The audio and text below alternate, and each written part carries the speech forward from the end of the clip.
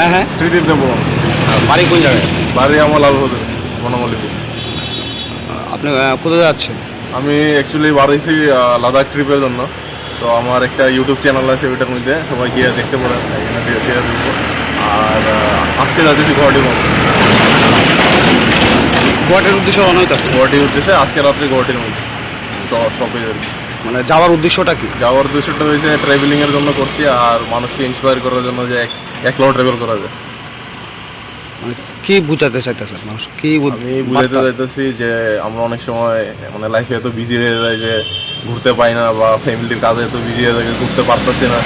তো অনেক সময় কি হয়, আমরা একটু টাইম বার করে সেটা করতে পারি। মাসে মানে বছরে একবার 2 সপ্তাহ লেগে 3 সপ্তাহ লেগে করতে পারি। অনেক সময় মানুষ কী হয়, মানে কেউ নাই লগে, কেউ নাই, কোম্পানি নাই, সেই জন্য করতে পারে না। সেই জায়গাতে আমি একটা প্রুফ করতে চাইছি যে একলাও করা যায়। এটা কি আপনার প্রথম?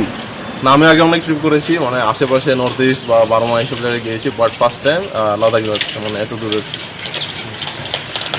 মানে কবে নাগাদ লাদাখে পৌঁছবে? আমার টার্গেট হচ্ছে 6 থেকে 7 দিনের মধ্যে পৌঁছানোর জন্য। আর টোটাল ট্রিপ হবে অ্যারাউন্ড 7 to 8,000 কিলোমিটার। 20 দিনের মতো লেগে যাবে যদি আমি ডাইরেক্ট এখানে যাই। সামনে তো দুর্গাপূজা। হ্যাঁ। এই ব্যাপারে মানে আপনি লাদাখ যাচ্ছেন বা পুজোটা কীভাবে কাটাবেন? পুজোটা মোস্ট প্রবাবলি আমি রাস্তাতেই থাকবো, দিল্লি বা এইসব কলকাতা এইসব জায়গাতেই থাকবো, সেই জায়গাতেই সেলিব্রেট করবো। আর সবার জন্য একটাই মেসেজ থাকবে, যাতে একটু মানে ডিস্টেন্স মেনটেন করে এবং মাস্ক ব্যবহার করে।